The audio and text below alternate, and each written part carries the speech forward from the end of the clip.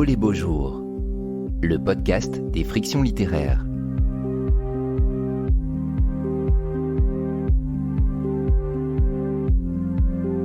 Les abeilles grises. Entretien avec l'écrivain Andreï Kourkov, animé par Christophe Onodibio et enregistré en public en mai 2022 au Mucem à Marseille lors de la 6e édition du festival Oh les beaux jours.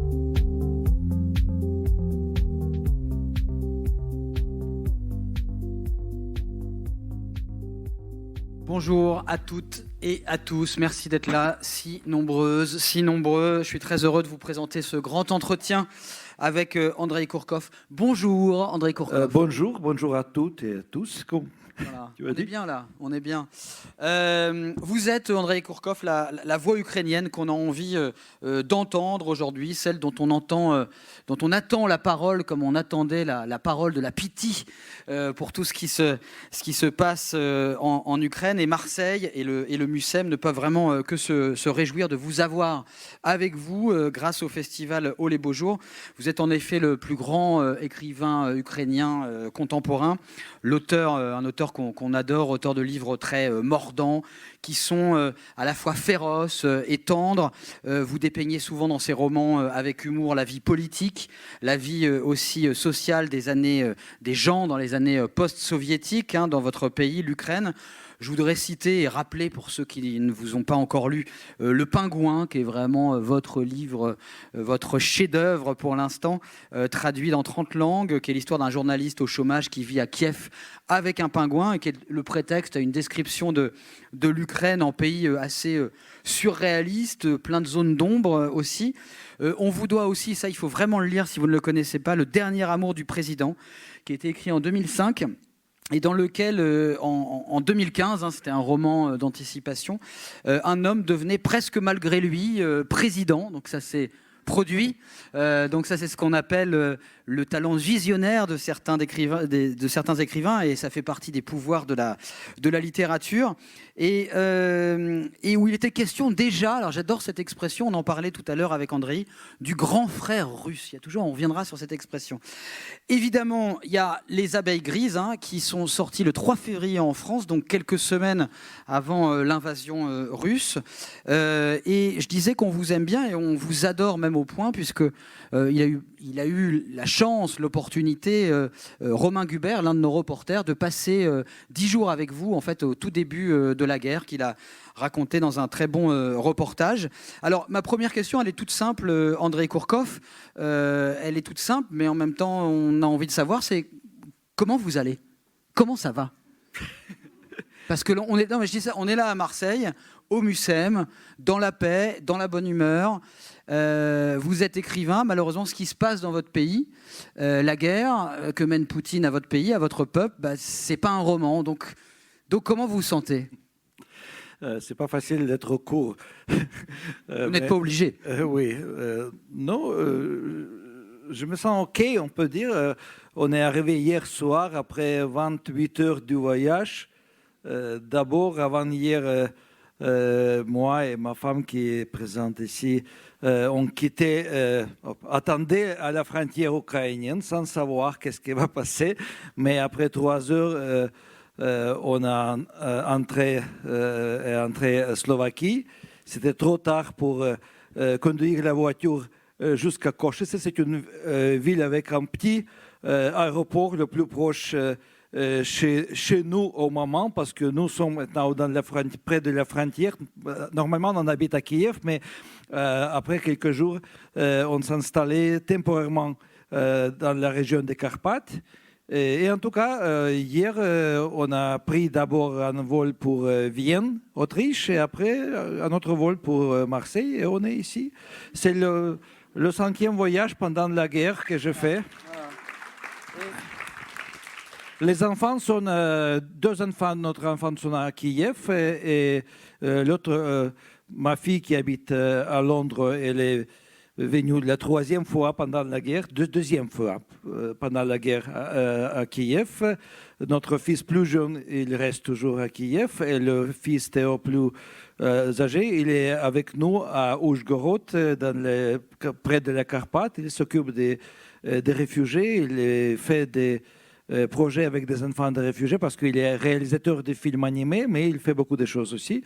Et au moment, ils font le film, un mélange des films documentaires et films animés avec des enfants de réfugiés à Užhorod. Toute la famille voilà, est investie aussi dans le conflit pour faire des choses. Non, ce que je vous demandais, c'est est-ce que ça ne fait pas quand même justement bizarre, est-ce que ça ne rend pas schizophrène aussi à la fois ce pays justement en guerre et puis de parler comme ça dans différents festivals, de porter aussi la parole de l'Ukraine. Est-ce que parfois ça ne fait pas des effets étranges dans le cerveau? Je pourrais rester à Kiev et boire le café dans un café. Tous les cafés sont ouverts à Kiev, en fait. Ils sont fermés pendant le bombardement, oui, ils ferment tout de suite. Et il y a possibilité de rester bloqué sur rive gauche ou rive droite de Dniepr s'il y a des bombardements. Mais on essaye de vivre presque normalement. Bien sûr, ce n'est pas facile.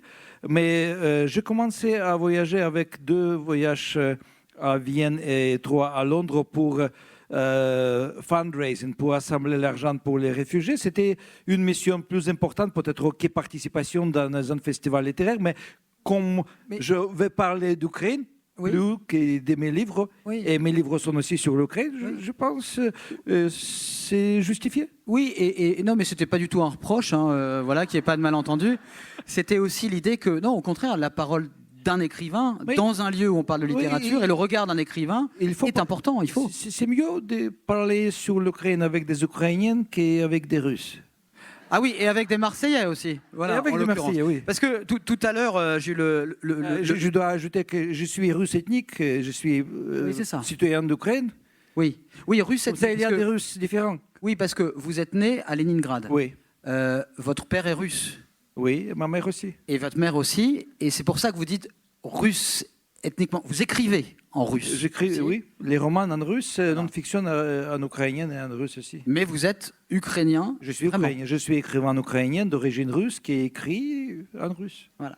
Alors justement, il y a des écrivains ukrainiens qui écrivent en hongrois. Voilà. Il y a des Tatars de Crimée ukrainiens qui écrivent dans la langue des Tatars de Crimée. Ouais. C'est un pays multiculturel. Ouais. Alors justement, puisque j'avais prévu d'en parler plus tard, mais comme ça on va le faire directement, vous écrivez en russe.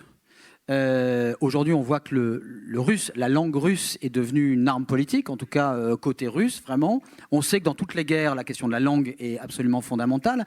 D'ailleurs, le conflit entre la Russie et l'Ukraine a commencé pour des histoires de langue, entre les russophones, notamment dans le Donbass. Est-ce que vous allez continuer à écrire en russe ? Les romans, oui. Oui, en fait, je crois 30-40% des gens, des citoyens ukrainiens sont russophones. Bien sûr, il y a beaucoup d'intellectuels russophones qui ont changé la langue, qui ont décidé de quitter le russe et ils écrivent en ukrainien. Et ça va continuer, je crois. L'usage des Russes dans l'avenir peut-être sera un peu marginalisé. Mais bien sûr, les gens normaux, ordinaires, qui sont russophones, ils restent russophones. Ouais. Donc vous n'allez pas changer, par exemple, à écrire vos romans en ukrainien maintenant ? Non. Parce que c'est la langue maternelle. Ouais.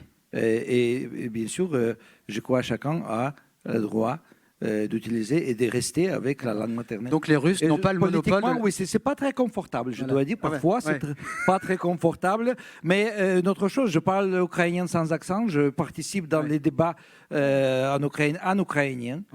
Pour moi, c'est pas la question. La langue d'État, la seule langue d'État, doit rester ukrainienne parce que sinon, il y aura une autre russification. Et russification, c'est une histoire aussi tragique pour l'Ukraine, parce que la langue ukrainienne était presque exterminée à partir du 19e siècle, quand il y avait 40 lois contre la langue ukrainienne signées par les tsars différents en Russie. C'est pour ça que je vous posais la question, au fond. Voilà. Oui. Bon, mais vous continuez, les Russes n'ont pas le monopole de la langue russe, en fait. Oui. Très bien. Alors, en fait, je veux dire que les soldats russes qui faisaient beaucoup de choses atroces près de Kiev, laissaient beaucoup de graffitis en russe avec beaucoup des erreurs Et c'était épouvantable. Ils ne parlent pas, ils n'écrivent pas le russe. Je crois qu'on a compris l'explication. Juste, est-ce que, pour en revenir à ce dont on parlait, est-ce que la guerre relativise l'importance de l'écriture ou est-ce qu'au contraire, elle renforce encore la nécessité d'écrire? Est-ce que vous écrivez, vous, en ce moment? J'écris que les articles, les essais sur la guerre, les pensées, les notes, mais j'ai arrêté à écrire le roman. J'ai commencé un nouveau roman avant la guerre et je ne pouvais pas continuer. Pour le moment, je crois que la littérature, en fait, la fiction, en tout cas, ne fonctionne pas. On n'a pas besoin de la littérature pour le moment. Moi-même, je ne peux pas lire. Ah, vous ne pouvez pas lire? Je ne peux pas lire, ouais. Oui, parce que je peux pas. Je peux concentrer sur le texte que j'écris sur la guerre et c'est tout. Ouais. Et j'ai lu les nouvelles sur l'Internet et en fait, je cherche des nouvelles positives. Oui. Comme ça, je ne regarde pas CNN, je ne lis pas Reuters. Mais la fiction est impossible justement en temps de guerre. Même une fiction qui serait sur la guerre, par exemple. Pour le moment, non. Ouais. Pour moi, non. Je suis sûr qu'il y a des gens, des écrivains qui écrivent fiction, mais peut-être c'est un peu artificiel d'écrire quelque chose, d'écrire les événements qui ne sont pas finalisés, finis. Mais je dis ça, mais dans le même moment, j'écris le roman Les Abeilles Grises. Ben oui, quand même. Voilà. Mais c'était par hasard. C'était par hasard. On va en parler des Abeilles Grises. C'était à cause d'une rencontre avec quelqu'un de Donbass. Oui, bah alors allez-y. Du coup, racontez-nous, parce que Les Abeilles Grises. Oui, j'en dis un mot quand même pour celles et ceux qui sont ici, qui ne l'ont peut-être pas lu encore. Il est sorti donc en France le 3 février, donc quelques semaines avant l'invasion russe. C'est un très beau roman, très poétique, très drôle aussi. Terrible parfois, mais où justement on sent vraiment la patte humaine, la voix humaine, ce que c'est que la véritable humanité en temps de guerre. Donc on est au Donbass, mais non seulement au Donbass, mais dans la zone grise. Alors vous allez vraiment nous expliquer ce que c'est. Donc des terres ukrainiennes occupées par la Russie depuis 2014. On est dans un tout petit village à peu près abandonné, qui est coincé entre l'armée ukrainienne et les séparatistes pro-russes. Et on y fait la connaissance de deux hommes, Sergeïtch, c'est comme ça, je prononce bien, et Pashka, qui sont des ennemis d'enfance. Il y a des amis d'enfance, mais aussi des ennemis d'enfance. Un qui est plutôt côté ukrainien et l'autre côté russe. Alors c'est Sergeïtch qui lui va sympathiser dans ce village, donc ils sont à peu près les seuls habitants, donc ils sont obligés un peu de se parler. Il y a parfois des invités qui passent, donc un soldat ukrainien qui rend des visites furtives à Sergeïtch, et puis Pashka, lui, il fréquente plutôt des Russes pour se procurer les denrées alimentaires qui lui sont nécessaires. Donc ce sont deux hommes qui sont au centre de ce récit dont on suit la vie. Et puis la particularité de Sergeïtch, c'est qu'il est apiculteur. Donc il a 6 ruches. Et donc les abeilles vont se retrouver au centre du récit, puisqu'on est en hiver au début du récit. Et puis le printemps va revenir. Et Sergeïtch, il a envie que ces abeilles puissent recommencer à butiner, à vivre, à travailler d'ailleurs aussi, leur vie d'abeille. Donc il va charger ces ruches sur une remorque conduite par sa vieille Lada. Alors, j'arrive pas à dire le modèle en... Четверка. Voilà, je n'y risquerai pas. Le modèle numéro 4 de Lada. Et il les emmène donc vers l'ouest du pays, et c'est un peu l'odyssée de Sergeïtch que l'on va suivre. Il fait des tas de rencontres, notamment avec un personnage de femme formidable qui s'appelle Galia. Voilà, je vous en dirai pas plus. Voilà, si Andrei veut en parler, il en parle. Et je disais, évidemment, c'est un roman qui se passe pendant la guerre, mais c'est un roman qui nous parle des vrais gens, des simples gens pendant la guerre, comment ils vivent, comment ils se débrouillent, comment ils essaient de trouver à manger, comment aussi ils essaient de ne pas perdre cette humanité qui est en eux. Et pour vous mettre dans le bain, on a une petite surprise, Andrei. Le 6 mars, il y a eu au MUSEM un événement en fait, pour soutenir en fait, le peuple ukrainien. Et Charles Berling, qui est un grand acteur, directeur de théâtre aussi, a lu la première page des Abeilles Grises. Donc on va l'écouter. Le froid força Sergueï Sergueïevitch à se lever vers 3 heures du matin. Le poêle cheminée bricolé de ses mains, d'après un croquis relevé dans la revue Datcha Bien-Aimée, avec porte vitrée et 2 plaques de cuisson circulaires, ne dispensaient plus aucune chaleur. Les seaux de fer blanc, posés à côté, étaient vides. L'obscurité régnant, il avait plongé la main dans le plus proche, et ses doigts n'avaient rencontré que des miettes de charbon. « D'accord », grogna-t-il d'une voix ensommeillée. Il enfila un pantalon, glissa ses pieds nus dans des pantoufles, de grosses bottes de feutre amputées de leurs tiges, jeta une pelisse sur son dos et, empoignant les 2 seaux, sortit de la maison. Il s'arrêta derrière la grange, devant le tas de charbon. D'un coup d'œil, il repéra la pelle. Il faisait bien plus clair dehors que dedans. Les morceaux de houille tombèrent en pluie, heurtant le fond des seaux dans un grand fracas.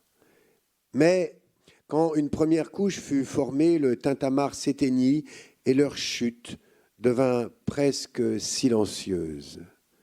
Un coup de canon retentit quelque part au loin, puis un autre, une trentaine de secondes plus tard, mais comme provenant d'un autre côté. Quoi ? Ils dorment pas, ces abrutis ? Ou c'est-il qu'ils ont décidé de se réchauffer ? Bougonna Sergueïtch, mécontent. Il regagna l'obscurité de la maison, alluma une bougie. L'odeur agréable, chaude et mielée lui frappa les narines. Merci, je vais dire merci à Charles Berling, il n'est pas là, il nous entend, mais je pense qu'il nous entend, parce qu'en littérature, on s'entend tous. Donc vous êtes là plongé, c'est vraiment la première page des abeilles grises, donc il y a ce parfum vous avez entendu l'adjectif mielé, voilà le miel, parce que les abeilles sont là. Elles représentent quoi ces abeilles, d'ailleurs, Andrei Kourkov ? Oui, beaucoup. Parce que pour Sergueï, c'est un homme ordinaire, pas éduqué, juste, qui comprend qu'est-ce que c'est mauvais, et qu'est-ce que c'est bon. Et bien sûr, il est post-soviétique. Et à Donbass, en fait, la nostalgie post-soviétique était soutenue par la Russie très fortement. Une des chaînes de télé les plus vues, plus regardées en Donbass, c'était la chaîne que vous pouvez trouver aussi, la nostalgie, avec des émissions en noir et blanc des années 1970, 80, en couleur bien sûr aussi, des comédies soviétiques, des films soviétiques.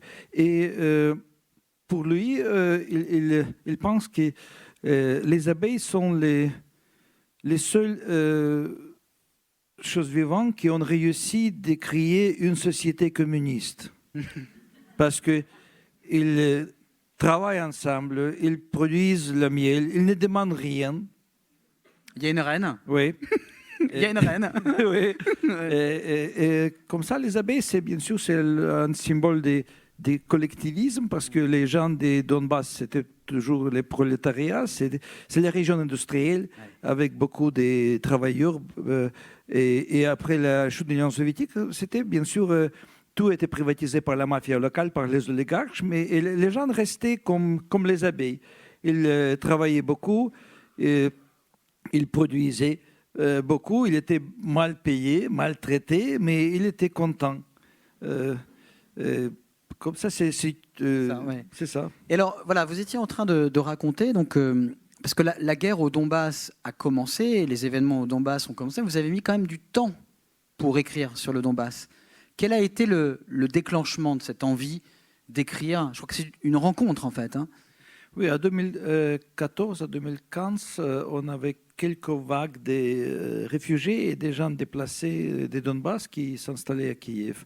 D'abord, c'était les gens riches. J'ai remarqué un jour qu'il y avait plein de voitures très chics sur les rues avec des plaques de Donbass et des régions de Lugansk. Ils conduisaient très mal, comme à Donbass et à Lugansk, mais après 3 mois, ils s'adaptaient à règles de Kiev. Et après, il y avait une autre vague avec des voitures mauvaises, anciennes, de Lada, Giguli et tout ça. C'était les vrais réfugiés. Parce que la première vague, c'est les hommes des affaires. avant la guerre, ils ont investi dans les appartements à Kiev, dans les villes près de Kiev. C'est-à-dire il y avait déjà beaucoup des immobiliers qui appartenaient à ces gens. Et la deuxième vague était très différente. Et j'ai commencé à rencontrer ces gens qui s'est déménagés ou arrivaient comme les réfugiés à Kiev. Et un jour, je parlais avec un jeune homme des affaires qui avait un petit magasin à Donetsk. Et à Kiev, il a ouvert un petit café. Et il m'a raconté qu'il part chaque mois, une fois par mois, par voiture à Donbass, dans un village presque abandonné, avec que cette famille qui reste là, qui essaye de survivre sans électricité, sans magasin, sans poste. Et comme ça, il les ramène des médicaments et les choses qu'ils demandent. Ah oui. Et j'ai compris qu'il parlait de la zone grise, parce que la zone grise, c'est le territoire entre opposition des séparatistes et position de l'armée ukrainienne. La longueur des zones grises était la même que de la ligne de front. À l'époque, avant le 24 février, c'était 430 km. Ah oui. Et il y avait des dizaines de villages. Et des gens restaient Et il y avait beaucoup de gens restés. Et aussi un quartier de la ville Avdiivka était aussi dans la zone grise. Et vous êtes allé sur place dans cette zone grise? Pas dans la zone grise, mais je suis allé 3 fois dans la zone de la guerre à Donbass. Une fois, la première fois, je passais jusqu'à la frontière avec la Russie, jusqu'à Severodonetsk, où aujourd'hui, il y a déjà, pas aujourd'hui, c'est déjà 2-3 semaines, il y a des batailles dans la ville. C'est une grande ville avec 200-300 000 habitants. Et l'armée russe essaye d'occuper, parce qu'il essaye de pousser l'armée ukrainienne à dehors des régions de Lugansk et de Donetsk, c'est la région de Lugansk. Donc Sergueïtch et Pashka, ils doivent beaucoup à ces gens que vous avez vus à Kiev arriver depuis le Donbass. Les gens, en fait, c'est plutôt les gens qui restaient. Oui. Parce que les gens de Donbass ne voyageaient beaucoup. Oui, mais comment vous avez fait pour justement les observer? Parce qu'ils ont des...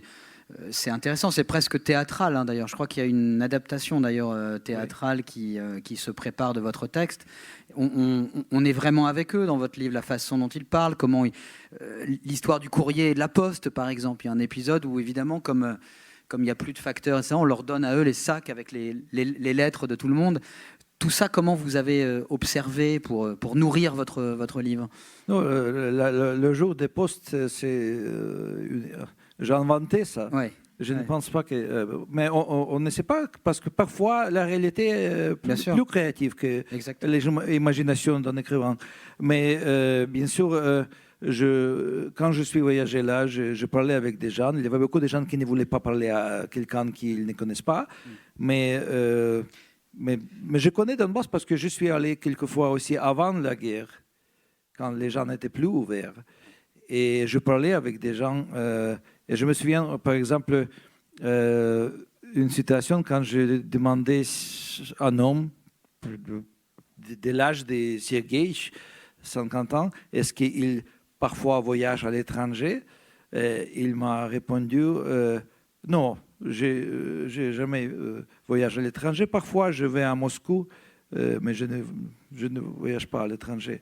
C'est-à-dire que dans sa tête, il était encore dans l'Union soviétique. En fait, c'est la preuve qu'on peut rester dans le temps moderne physiquement. Mais dans la tête, on reste dans le passé. Si ce passé est soutenu. Est-ce que ce n'est pas aussi ça, une forme de zone grise dans les têtes? Oui, c'est la zone grise la plus dangereuse. Parce qu'en fait, si cette zone existe dans la tête, ça peut matérialiser autour des gens qui avoir beaucoup de zones grises dans la tête. Et on peut parler, en fait, à 2014, je voyage beaucoup en Ukraine, je comparais des conversations avec des gens dans Donbass, avec des gens de Bessarabie ou la région de Soumy, le nord de l'Ukraine. C'était possible en fait d'avoir quelques zones grises en Ukraine, parce que beaucoup de gens sont très passifs politiquement. Ils ne s'intéressent pas à l'histoire du pays. Ils détestent les politiciens, c'est normal, parce que c'est aussi la qualité ukrainienne. Ne respectez pas les lois, détester les politiciens et tout ça. Et tous vos livres d'ailleurs racontent ça, parce que c'est vrai que tous les autres parlent aussi du pouvoir politique ukrainien comme corrompu, vous parlez des oligarques, des politiciens. On en voit d'ailleurs, il y en a un qui vient dans les abeilles grises, parce que ces abeilles, elles ont aussi un rôle pour... en fait, les gens viennent de très très loin, des gens parfois très très riches, pour faire une sorte de thérapie grâce à ces abeilles, c'est-à-dire qu'ils s'allongent sur les ruches, payent très cher pour ça, ça leur fait un bien fou. Oui, Donc il y a un oligarque qui arrive avec ses très belles chaussures en crocodile, qui fascine totalement Sergueïtch, et il s'allonge. Ça c'est inventé aussi? Non, c'est à la mode depuis 20 ans. Ah bon, bah, pardonnez-moi. C'est pas très cher et on peut trouver le traitement comme ça partout en Ukraine. En fait, il y avait toujours plus des apiculteurs à Donbass que dans les autres régions et je crois que cette mode dormir sur les ruches vient de Donbass, je crois. Ah très bien. Bon, bah, écoutez, Et je sais que le président ancien d'Ukraine, Yanukovych, qui se trouve à Moscou maintenant, il était gouverneur de Donbass pendant 10 ans, je crois, et il adorait de dormir sur les ruches parce que on pense que ça vous calme. d'accord. C'est une vibration des mille et mille et mille des abeilles, Ouais, oui, créer une harmonie dans la tête et dans le corps. Eh ben, très bien, on vous croit sur parole, Andrei Kourkov. En parlant d'harmonie dans le texte, l'un des personnages parle d'une terreur glacée. C'est l'expression que vous utilisez. Moi, je voudrais savoir quel est le sentiment qui est le vôtre en ce moment par rapport à ce qui se passe. C'est vrai qu'on a l'impression en France qu'on parle après, on continue à parler du conflit en Ukraine, mais on a l'impression qu'on en parle un peu moins. Quel est vous le sentiment qui vous étreint en ce moment par rapport au conflit? Ouais, chacun qui a été touché par la guerre, il porte la guerre avec lui, avec elle. On était réveillés à 5 heures du matin le 24 février par les explosions dehors de notre appartement. On habite dans le vrai centre historique et je me souviens le sentiment comme j'étais paralysé. Et un peu, je suis, oui, je suis encore paralysé. Pas si fort comme au début par cette guerre. J'ai essayé quelques jours d'accepter ça parce que c'était pas acceptable avec la tête. C'était acceptable sur un autre niveau. Je ne sais pas comment on décrit. Mais maintenant, oui, je devais décider comment on traite cette situation parce que c'est surréel, c'est pas, ça ne marche pas dans les pensées comme quelque chose qui peut passer. C'est peut-être aussi pour ça que vous ne pouvez pas écrire de la fiction en ce moment. Et enfin, j'ai décidé que oui, c'est la guerre entre le passé et l'avenir. Et pour soutenir ce pensée, je m'imaginais que oui, bien sûr, on a un président jeune, juif, comédien, russophone, et un autre président vieux, faible, petit. C'est-à-dire, c'est clair. C'est deux mondes, quoi. Oui, c'est deux mondes. C'est le passé soviétique parce que l'armée russe a ramené en Ukraine les monuments de Lénine. Ouais. Et ils ont installé ce monument en face de la mairie de la ville Novakhovka, dans le sud. Ils n'installent pas le monument de Lénine en Russie, mais ils installent les monuments de Staline en Russie maintenant, à nouveau, mais c'est les initiatives privées, ce n'est pas l'État. Mais ici, c'est l'État russe envoyé en Lénine pour marquer le territoire, pour la prochaine l'Union soviétique.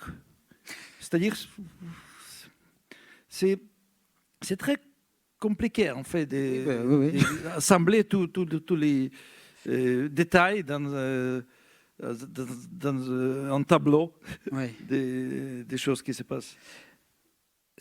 On assiste en ce moment, quand on regarde le conflit en Ukraine, à une véritable, une guerre, mais une guerre aussi des récits, une guerre des histoires qui sont racontées. D'un côté, on entend Poutine qui parle d'un État de nazis qu'il faut dénazifier. Et de l'autre côté Zelensky, on a le récit d'un combat pour la liberté face au fascisme. Est-ce que, au fond, ce qui se passe en Ukraine n'est pas en train de montrer que les hommes politiques, en tout cas dans cette zone-là, sont en train de piquer le boulot des romanciers, à nous raconter histoire contre histoire, à faire des batailles d'histoire? Non. En fait, il utilise les images et les statements très simples parce qu'il adresse, on peut dire, le peuple moins éduqué. Et bien sûr, ils ne peuvent pas écrire. Une autre chose, Poutine a changé 3 fois déjà son narratif sur l'Ukraine, sur les Ukrainiens. Parce qu'il a toujours sur les nazis quand même. Non, il n'était pas nazi avant. Non, sur l'idée de dénazifier. C'est une chose nouvelle. Mais d'abord, il a dit toujours, il a répété que les Russes et les Ukrainiens sont 2 peuples frères. Après, il y a quelques mois, il a commencé à dire les Russes et les Ukrainiens sont un peuple. Et au début de la guerre, il a changé ces mots et il dit maintenant que les Ukrainiens n'existent pas et l'Ukraine était inventée par Lénine. Et c'était une grande erreur.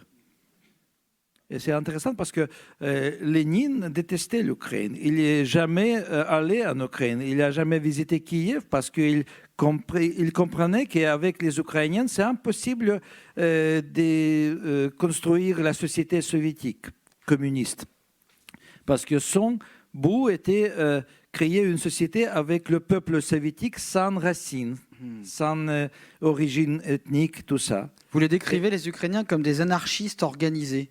Vous dites, on est habitué au chaos. Vous dites aussi, les Ukrainiens, ils aiment prendre leur temps, ils aiment trouver des moments pour profiter de la vie.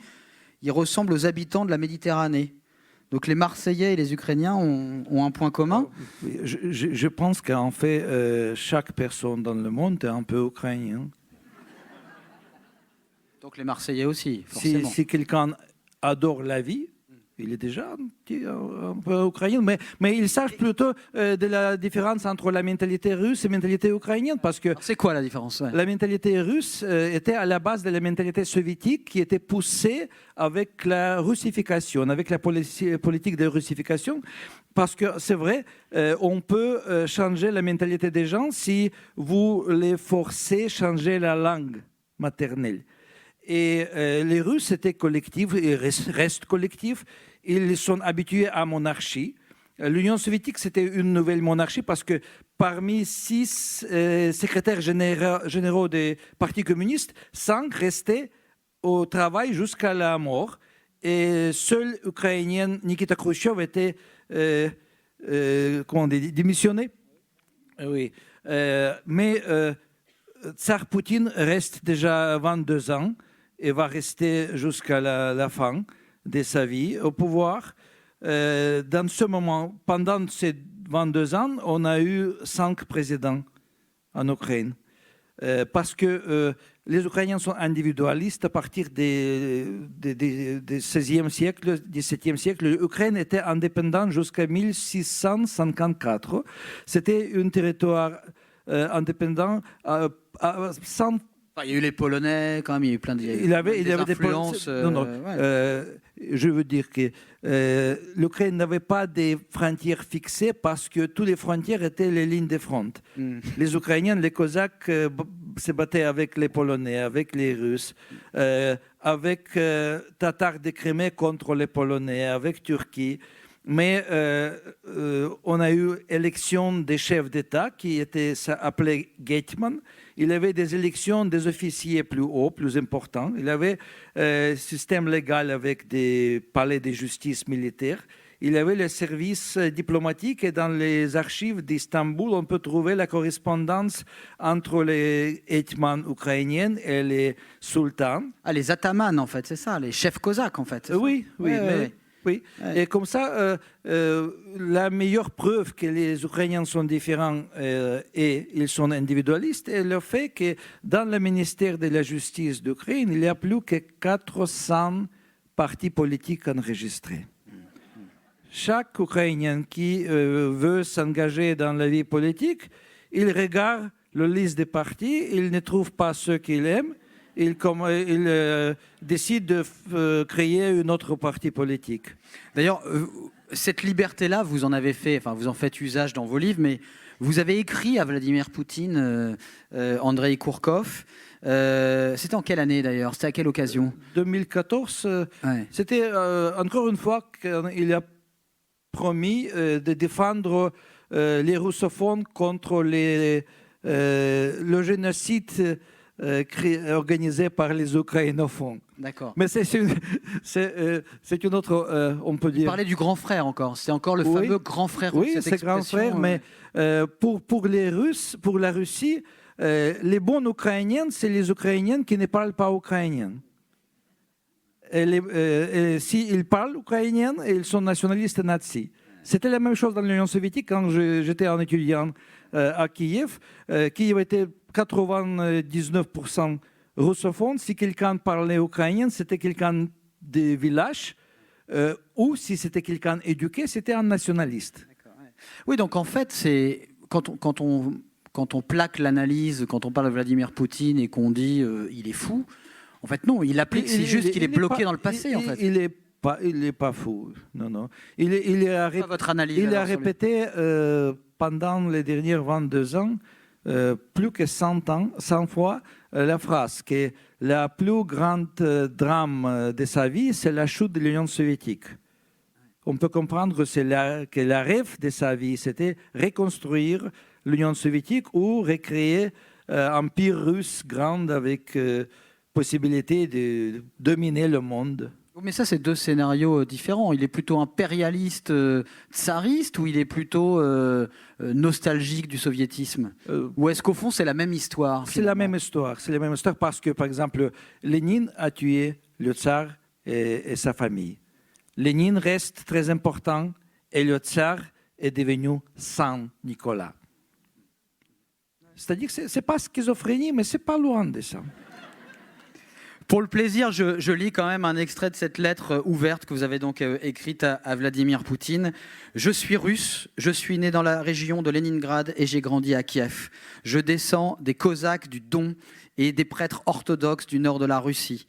Sur mes 52 ans, j'en ai passé 50 à Kiev. J'ai été élevé dans la culture russe. Je pense, parle et écris en russe. Aujourd'hui, saint de corps et d'esprit, je déclare solennellement que je n'ai pas besoin que l'on me protège. Et j'exige le retrait immédiat des forces russes du territoire de l'Ukraine. » Ça, au fond, vous pourriez l'écrire maintenant. Oui. Ouais. Alors quand même, parce que c'est vrai qu'on ne peut pas oublier aussi tous vos anciens romans, Andrei Kourkov, dans lesquels on trouve ces hommes politiques corrompus, ces oligarques, naïfs, grotesques, égocentriques, cruels. Vous avez même été menacé par des hommes politiques ukrainiens, physiquement menacés. Je crois qu'ils ont appelé chez vous, ils ont menacé de s'en prendre à vos enfants. Donc l'Ukraine, ce n'était pas non plus un paradis formidable avant l'invasion des Russes. Ce n'était pas non plus paradisiaque. Il n'y a pas des écrivains dans les paradis. C'est vrai, bonne réponse. Voilà, bonne réponse. Non mais au fond, vous avez aussi montré ce côté obscur de l'Ukraine. Je crois. Je suis ici parce que je suis vécu dans cette société. J'ai appris à combattre pour mon opinion. Mais c'est aussi une chose très ukrainienne parce que chacun a une opinion opposante et chacun accepte que les autres ne sont pas d'accord. Et oui, c'est normal. Pour les Ukrainiens, la liberté est plus importante que stabilité ou qualité de la vie. Et pour les Russes, stabilité et qualité de la vie et l'argent est plus important que la liberté. À cause de ça, il accepte la censure, il accepte qu'on peut couper Internet, on peut couper Facebook, Twitter, et Instagram, YouTube. On peut rester dans vacuum informatique. Oui, mais ça, on demande qu'à vous croire, mais c'est un peu étrange aussi. C'est-à-dire que la liberté serait ukrainienne et la soumission serait russe, quoi, presque ethniquement. C'est mentalité, quand même. Par la mentalité, parce que c'est pas sur l'ethnicité. Parce que si on vit en Ukraine, on accepte la mode de la vie, là. Ouais. Et on accepte cette mentalité. C'est-à-dire que les gens... je suis habitué de vivre après la chute de l'Union soviétique sans censure. Je sais que je peux être puni quand je écris ce que je pense sur quelqu'un.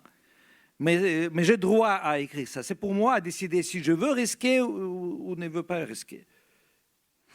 Oui, mais pourquoi la chute de l'Union soviétique aurait finalement eu comme conséquence en Ukraine, je veux dire, ce culte de la liberté, et pourquoi la chute du système soviétique en Russie n'aurait pas réussi à rendre les Russes, à leur donner une mentalité plus libre? C'est ça que je ne suis pas. Je crois parce que les politiciens russes avaient peur à cause de la taille du pays. Ils ne sont pas jamais sûrs qu'ils peuvent contrôler toutes les régions. En fait, il y a des régions de Russie contrôlées par la mafia locale et Moscou peut faire rien là-bas. C'est Blagoveshchensk, Vladivostok, près des mers du Japon et tout ça. Mais la Russie est habituée à la dictature. C'est la capitale des goulags. C'est le territoire des goulags. En fait, ils ont fermé le musée des goulags pour montrer qu'ils veulent continuer avec la tradition des goulags. Et alors, quel est votre, puisque vous êtes aussi romancier, en tant que romancier, vous envisagiez la possibilité de l'invasion russe en Ukraine, ou c'était même au-delà de ce qu'un romancier pouvait imaginer? Non, je pensais que l'escalade est très possible. Et bien sûr, j'ai compris que si Poutine a commandé 150 000 soldats et 1000 et 1000 de chars et de machines militaires de toutes les régions de la Russie, et il les assemblait sur la frontière, et il va les utiliser parce que ce n'est pas pour le chantage, ça coûte cher. Mais je pensais qu'on peut attendre une guerre escalade à Donbass. Il va essayer d'occuper toutes les régions contrôlées, les régions de Donbass contrôlées par l'Ukraine. Mais on n'a pas pensé qu'il va en fait bombarder Kiev, Vinnytsia, Lviv, Odessa. Vous dites on n'a pas pensé, on n'y pense pas, ou on n'a pas pensé au début? Comment au début. Si vous vous projetez un peu. Non, c'était inimaginable. Et maintenant, vous imaginez quoi pour ce conflit? J'imagine que tout est possible. Tout est possible. Mais je suis fier par le fait que l'armée ukrainienne résiste si fort. Je connaissais beaucoup des jeunes hommes, des vétérans des débuts de guerre de 2014 qui s'entraînaient avant la guerre d'aujourd'hui. Et il était sûr que Poutine va recommencer la guerre. Et c'était 400 000 gens très motivés qui formaient, après 2016-2017, une communauté très forte en Ukraine, qui influence la politique, bien sûr, qui ont créé des business. Et la chaîne des pizzeries la plus populaire en Ukraine s'appelle Veterano Pizza. Veterano Pizza. Oui, ouais. C'est la pizza des vétérans. Et je connais les fondateurs. En fait, je dois dire qu'il y avait 2 fondateurs. Un est tué dans cette guerre. L'autre est encore comme soldat sur la fronte. Mais ces gens aussi ont commencé à écrire sur la guerre. Et ils ont créé une littérature parallèle, la deuxième littérature en Ukraine. Il y a plus que 200-300 livres écrits par ces gens. Ils ont fondé les maisons d'édition pour la littérature sur la guerre. Bah, comme quoi, donc on peut écrire. Donc la guerre permet aussi d'écrire. Oui. Est aussi un déclencheur d'écriture. Vous disiez tout à l'heure, moi je peux pas. Oui, mais je suis sûr qu'ils n'écrivent pas maintenant. Votre roman, Les abeilles grises, c'est ce que vous aviez déclaré à Romain quand il est venu vous voir à Lviv, hein, c'est ça, vous étiez à l'époque à Lviv. Ce roman, Les abeilles grises, il a été jugé par certaines personnes en Ukraine comme un roman défaitiste. Est-ce que vous comprenez pourquoi? Parce que ce n'est pas un roman héroïque, c'est-à-dire que ce n'est pas un roman qu'on peut utiliser dans la propagande. C'est une histoire humaine sur les gens ordinaires. Il n'y a pas on peut dire, des gestes politiques artificiels dans ce roman. C'est c'est la vie comme telle. Mais alors donc, vous n'étiez, pour ces gens-là, vous n'étiez pas assez patriote, pas un écrivain assez patriote. Parce que les deux personnages ne sont pas vraiment le patriote d'Ukraine, ils sont les gens de Donbass ordinaires.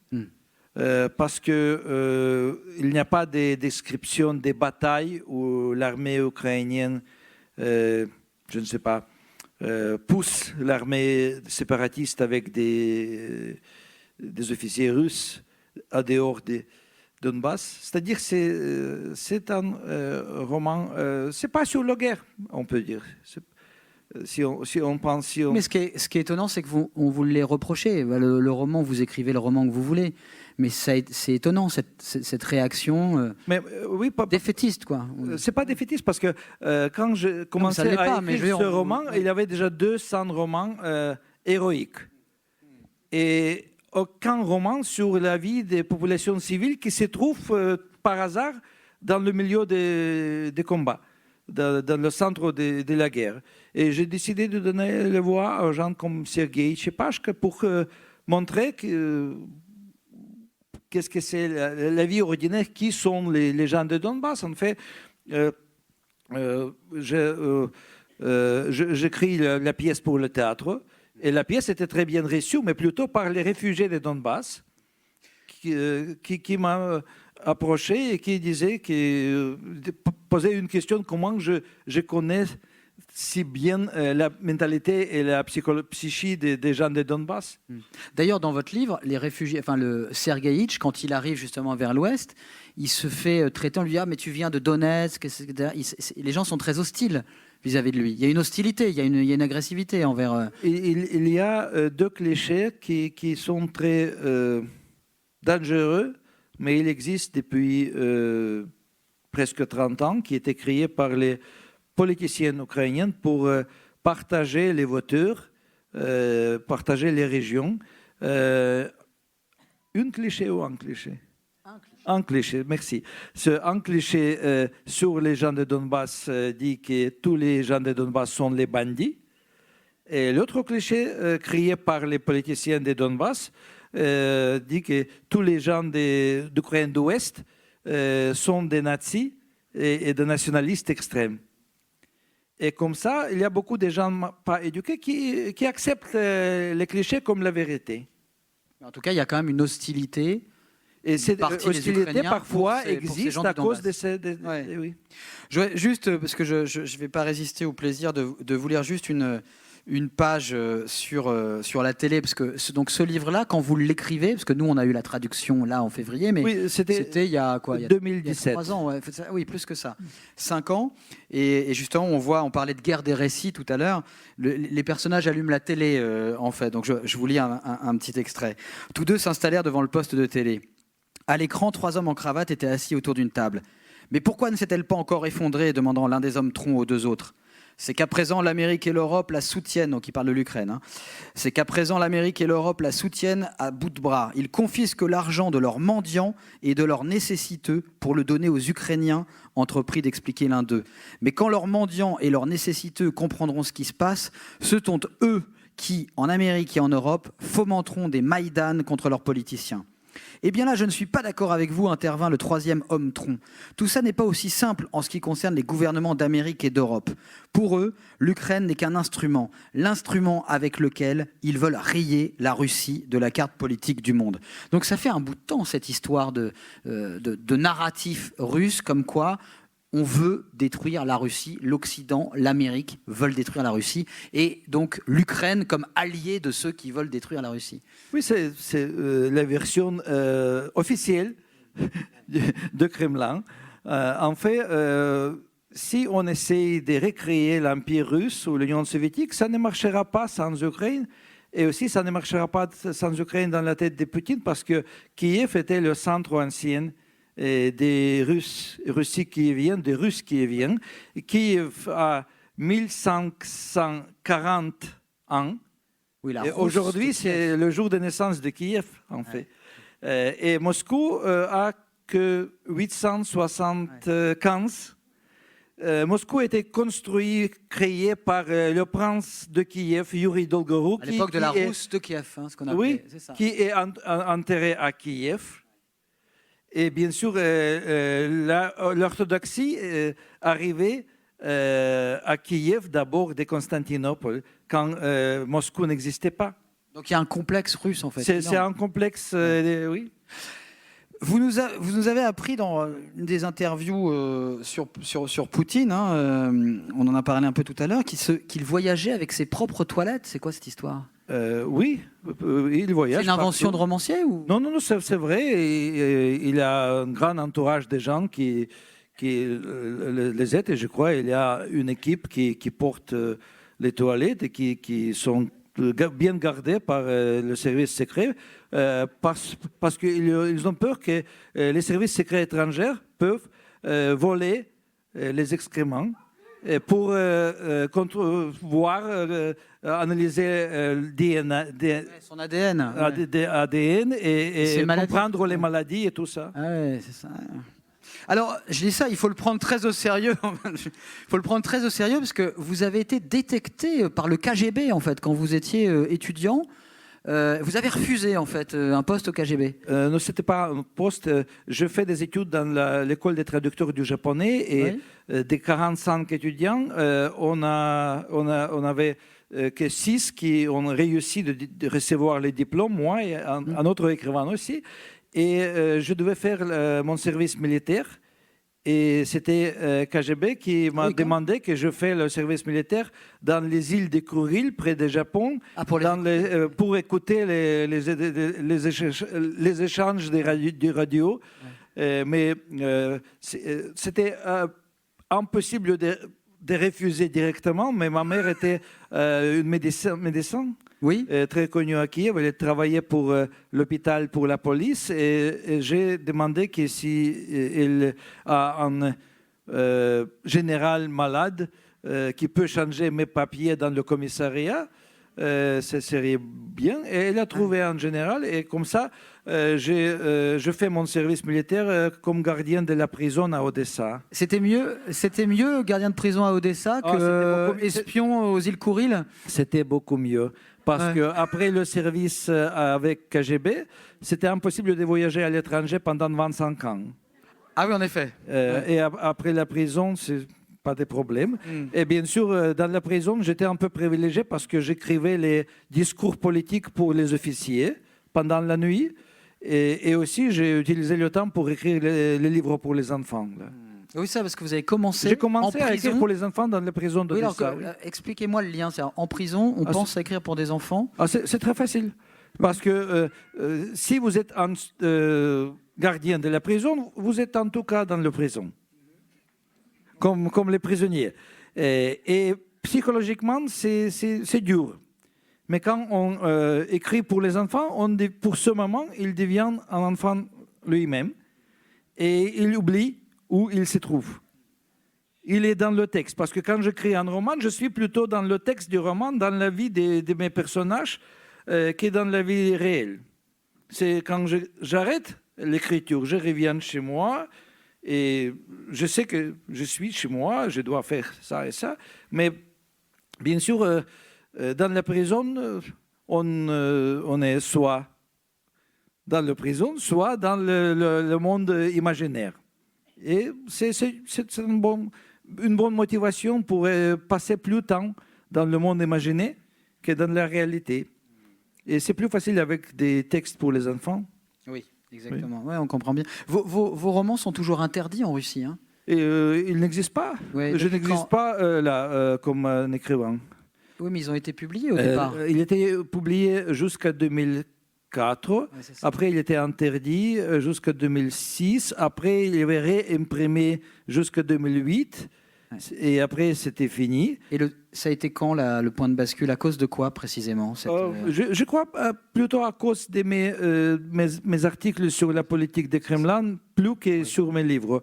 Ouais. Et au début, c'était, je crois, à cause des derniers amours des présidents, parce que Poutine est un des personnages de ce livre. Oui. Ouais. Mais après, c'était. Il a été flatté ou vous savez je ne pense pas. Non.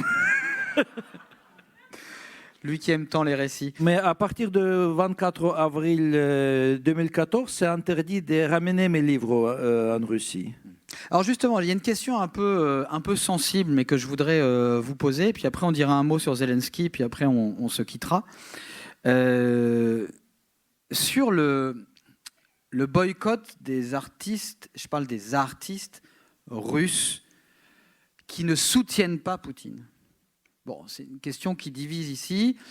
Par exemple, il y a eu des pressions sur le Festival de Cannes aussi, dans tous les événements littéraires, pour qu'on n'invite pas d'artistes russes. Je ne parle pas de ceux qui ont juré fidélité à Poutine. Il y a des gens, par exemple, comme Vladimir Sorokin, qui est un écrivain absolument génial, qui vit à Berlin, lui, dont les livres ont été brûlés devant la place rouge par les jeunesses poutiniennes.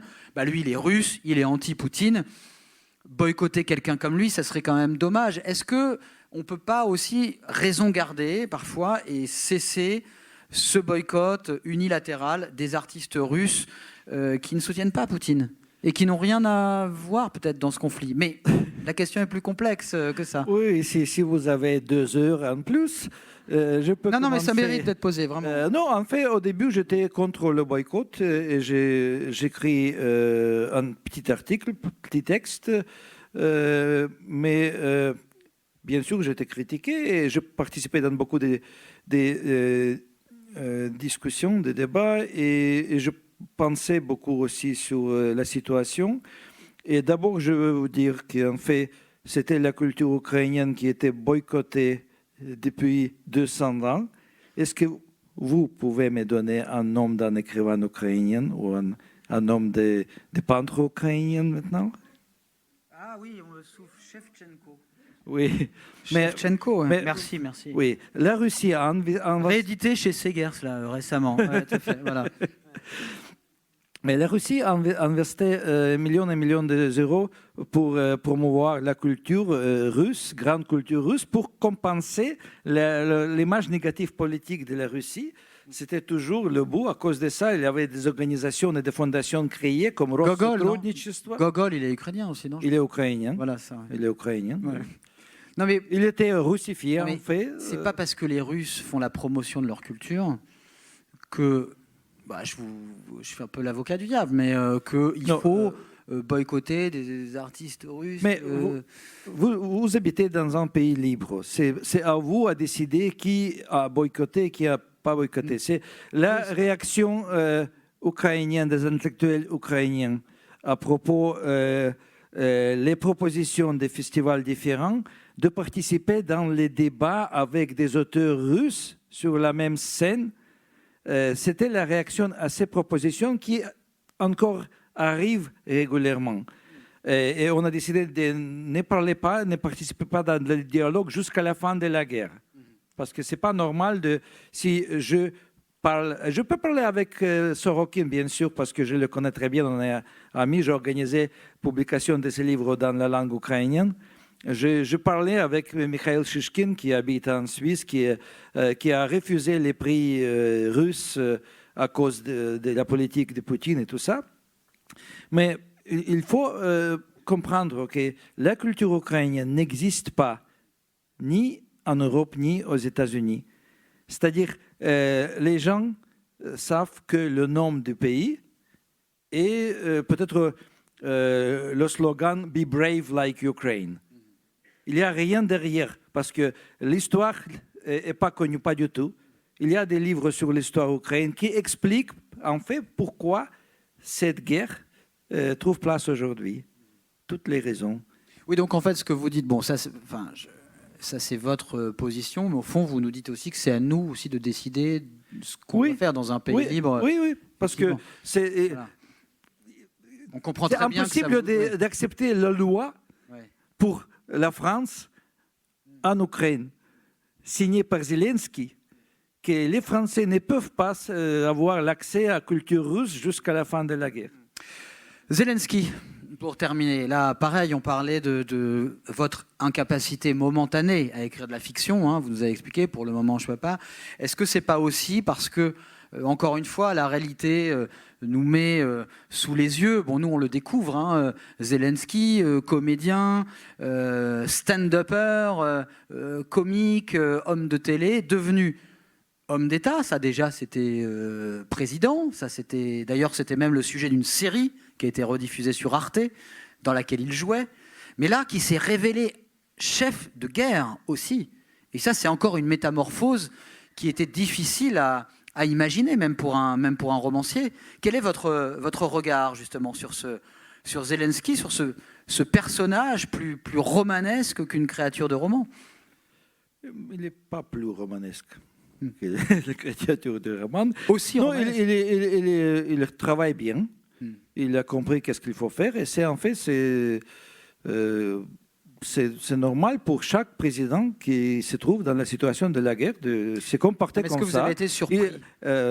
J'étais surpris qu'il n'est pas seulement un comédien, il peut jouer un rôle dramatique très bien. Ouais. Et fait les stand-up dramatiques pour les comment on dit, audience. Pour le public. Ouais. Pour le public, Ouais. c'est bien. Non, il fait bon travail. Je n'ai pas voté pour lui. Je ne suis pas un fan de son humour.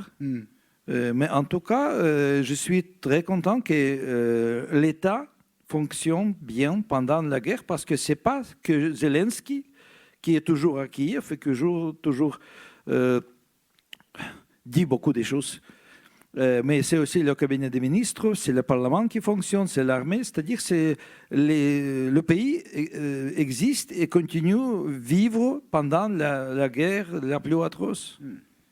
Aussi beaucoup grâce à lui, parce que c'est lui qui demande plus des armes, c'est lui qui adresse les politiciens du monde. Oui, et puis dans les festivals, puisqu'il est venu à Cannes, au Festival de Cannes, faire notamment une allocution où il parlait du cinéma, du dictateur de Chaplin. Il a même cité le discours du dictateur de Chaplin. Pour terminer, Andrei Kourkov, je voudrais que vous nous annonciez, enfin vous êtes peut-être au courant, mais il y aura un prochain livre d'Andrei Kourkov après Les Abeilles Grises que vous allez lire dès après cette conversation, parce que je vois que vous allez signer ici au MUSEM votre livre. Mais il y en a un prochain qui va sortir dès le mois d'octobre d'ailleurs en France. Hein, je crois que la traduction va être accélérée. Quel est le titre? Quel est le sujet? Le titre, je peux vous donner le titre en russe, ukrainien, mais pas le titre en français parce que je crois que ça va changer. Changer, oui. C'est deux noms, Samson et Nadezhda. Nadezhda, c'est un nom féminin. Nadezh, oui, qui signifiait l'espoir. C'est le premier roman d'une petite série sur les événements de 1919 à Kiev. C'est la guerre civile après la révolution d'octobre de 1917. C'est le polar historique avec beaucoup des événements vrais, beaucoup de détails de vie quotidienne dans cette période-là. Et j'ai commencé à écrire cette série. En fait, après, j'ai reçu par hasard un cadeau d'une famille d'un colonel de KGB, en fait, qui était mort. Mais sa fille, qui est ma lectrice, il m'a donné quelques boîtes avec des archives de VTK, des pré-KGB. Ah oui, la Tchéka. Tchéka, la police politique des bolcheviks. Et je n'ai pas utilisé beaucoup, mais j'étais fasciné par les documents, par l'écriture des officiers, des gens. Et j'ai décidé d'écrire quelques romans sur cette période-là. Et en fait, il y a beaucoup de choses qui sont très pareilles avec des événements d'aujourd'hui, parce que entre 2017 et 2021, les bolcheviks ont essayé 4 fois d'occuper l'Ukraine. Ils ont réussi en 1921. Et ils se comportaient exactement comme l'armée russe à Boutcha, à Vorzel, à Mariupol et tout ça. Donc en fait, ça va être aussi... Vous l'avez commencé quand, ce texte-là? Il y a Il y a 4 ans. Ouais, 4 ans. Et Oui. en fait, Il y a 2 romans déjà prêts et le travail sur le 3e était interrompu par la guerre. ouais, donc c'est aussi un roman, quand on va le lire aujourd'hui, qui évidemment nous fera écho avec, Oui. avec l'actualité. Oui. Ouais, bon, bah, très bien. Bon, on attend que vous trouviez le titre, français en tout cas. Oui, Donc ça serait Samson et Nadège en fait, c'est ça, mais ça va changer. Non, quoi. ça va être Ouais. un peu différent. Bah, écoutez, merci beaucoup, hein, Andrei Kourkov. Je crois qu'on peut l'applaudir. Merci à vous. Il le mérite.